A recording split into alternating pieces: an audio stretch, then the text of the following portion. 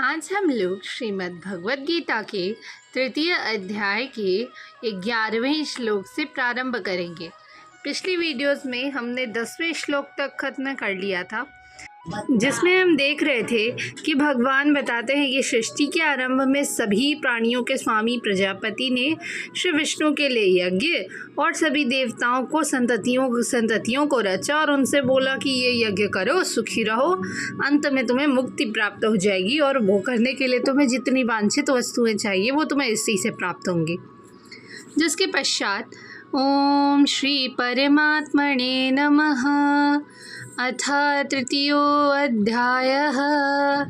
श्रीभगवानुवाच देवान् भावयतानेन ते देवा भावयन्तु वः परस्परं भावयन्तः श्रेयः परमवाप्स्यथ।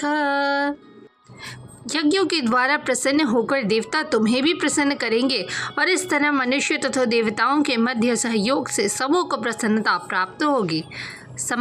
प्राप्त होगी। देवतागण सांसारिक कार्यों के लिए अधिकार प्राप्त प्रशासक हैं। हर जीव द्वारा शरीर धारण करने के लिए वायु, प्रकाश, जल और जितनी भी चीज़ें की ज़रूरत है वो देवताओं के अधिकार में है, जो भगवान के शरीर के अलग अलग भागों में असंख्य सहायकों के रूप में स्थित हैं। उनकी प्रसन्नता और अप्रसन्नता मनुष्यों द्वारा यज्ञ की संपन्नता पर निर्भर है। कुछ यज्ञ किन्हीं विशेष देवताओं को प्रसन्न करने के लिए होते हैं, लेकिन फिर भी सारे यज्ञ जो है वो भगवान विष्णु को प्रमुख भोक्ता की भांति पूजा जाता है। भगवद गीता में भी ये कहा गया है कि भगवान कृष्ण स्वयं सभी प्रकार के यज्ञों के भोक्ता हैं।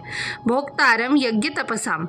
इसलिए समस्त यज्ञों का मुख्य प्रयोजन यज्ञपति को प्रसन्न करना है। जब ये यज्ञ सुचारू रूप से संपन्न हो जाते हैं तो विभिन्न विभागों के अधिकारी देवता प्रसन्न होते हैं और प्राकृतिक पदार्थों का अभाव नहीं होता। यज्ञों को संपन्न करने से और भी कई लाभ होते हैं, जैसे अंततः भवबंधन से मुक्ति मिल जाती है। यज्ञ से सारे काम पवित्र हो जाते हैं, जैसा कि वेद वचन है, आहार शुद्धौ सत्व शुद्धै सत्व शुद्धौ ध्रुवा स्मृति स्मृति लंबे सर्वग्रंथीनाम विप्रमोक्षः। यज्ञ से मनुष्य के खाद्य पदार्थ शुद्ध होते हैं और शुद्ध भोजन करने से मनुष्य का जीवन शुद्ध हो जाता है। जीवन शुद्ध होने से स्मृति के सूक्ष्म तंतु शुद्ध होते हैं और स्मृति तंतुओं के शुद्ध होने पर मनुष्य मुक्ति मार्ग का चिंतन कर सकता है और ये सब मिलकर कृष्ण भावनामृत तक पहुंचाते हैं, जो आज की समाज के लिए सर्वाधिक आवश्यक है। जिसके पश्चात इष्टान् भोगान् हि वो देवा दास्यन्ते यज्ञभावितः तैर्दत्तान् प्रदायैभ्यो यो भुङ्क्तेन एव सः।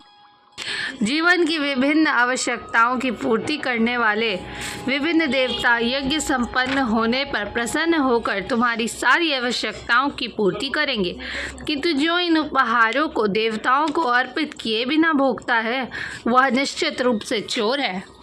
देवतागण जो है वो भगवान विष्णु के द्वारा भोग सामग्री प्रदान करने के लिए अधिकृत किए गए हैं, इसलिए नियत यज्ञों से सबसे पहले उन्हें संतुष्ट करना ज़रूरी है। वेदों में अलग अलग देवताओं के लिए अलग अलग यज्ञों की संस्तुति है, लेकिन वे सब अंततः भगवान को ही अर्पित किए जाते हैं। लेकिन जो ये नहीं समझता है कि भगवान क्या है, उसके लिए देव यज्ञ का विधान है। अनुष्ठानकर्ता के भौतिक गुणों के अनुसार वेदों में अलग अलग यज्ञों का विधान है। विभिन्न देवताओं की पूजा भी उसी आधार पर अर्थात गुणों के अनुसार की जाती है। उदाहरणार्थ मांसाहारियों को देवी काली की पूजा करने के लिए कहा जाता है, जो भौतिक प्रकृति की घोर रूपा है, और देवी के समक्ष पशु बलि का आदेश है। लेकिन जो सतोगुणी हैं उनके लिए विष्णु आदि का पूजन बताया गया है। अंततः समस्त यज्ञों का ध्येय उत्तरोत्तर दिव्य पद प्राप्त करना है। सामान्य व्यक्तियों के लिए कम से कम 5 यज्ञ आवश्यक हैं, जिन्हें पंच महायज्ञ कहते हैं। लेकिन मनुष्य को ये जानना चाहिए कि जीवन की सारी आवश्यकताएं भगवान के देवता प्रतिनिधियों द्वारा ही पूरी की जाती हैं। कोई कुछ बिना नहीं किए कोई कुछ बना नहीं सकता। उदाहरणार्थ, मानव समाज के भोज्य पदार्थों को लें। इन भोज्य पदार्थों को शाकाहारियों के लिए अन्न, फल, शाक, दूध, चीनी है। मांसाहारियों के लिए मांस आदि, जिनमें से कोई भी पदार्थ मनुष्य नहीं बना सकता।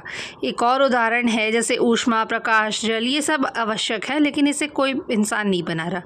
परमेश्वर के बिना न तो प्रचुर प्रकाश मिल सकता है, न चांदनी, वर्षा या प्रातःकालीन समीर ही, जिनके बिना मनुष्य जीवित नहीं रह सकता। स्पष्ट है कि हमारा जीवन भगवान द्वारा प्रदत्त वस्तुओं पर आश्रित है। यहाँ तक कि हमें अपने उत्पादन उद्यमों के लिए अनेक कच्चे मालों की आवश्यकता होती है, जैसे धातु, गंधक, पारद, मैंगनीज और भी कई सी वस्तुएं, जिन्हें भगवान के प्रतिनिधि इस उद्देश्य से करते हैं कि इनका समुचित उपयोग हो और आत्म साक्षात्कार हो, जिससे जीवन का चरम लक्ष्य यानी भौतिक जीवन संघर्ष से मुक्ति प्राप्त हो सके। यज्ञ संपन्न करने से मानव जीवन का ये लक्ष्य पूरा हो जाता है। अगर हम जीवन उद्देश्य को भूलकर भगवान के प्रतिनिधियों से अपनी इंद्रिय तृप्ति के लिए वस्तुएं लेते रहें और इस संसार में अधिकाधिक फंसते जाएं, जो कि सृष्टि का उद्देश्य नहीं है, तो निश्चय ही हम चोर हैं और इस तरह हम प्रकृति के नियमों द्वारा दंडित हैं। चोरों का समाज कभी सुखी नहीं रह सकता क्योंकि उनका कोई जीवन लक्ष्य नहीं होता। भौतिकतावादी चोरों का भी कोई जीवन लक्ष्य नहीं है। उन्हें तो केवल इंद्रिय तृप्ति की चिंता रहती है। वे नहीं जानते कि यज्ञ किस तरह किए जाते हैं।